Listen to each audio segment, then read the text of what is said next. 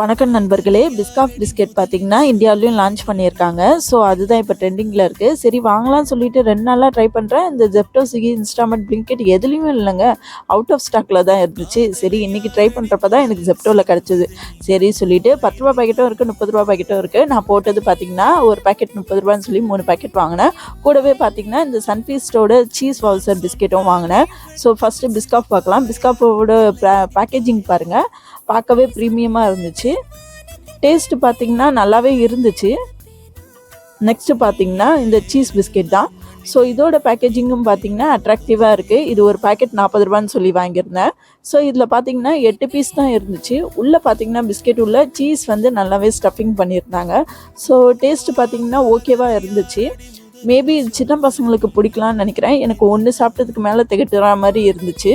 So எனக்கு பிடிச்சது பார்த்திங்கன்னா பிஸ்காஃப் பிஸ்கெட் தான். தேங்க்யூ.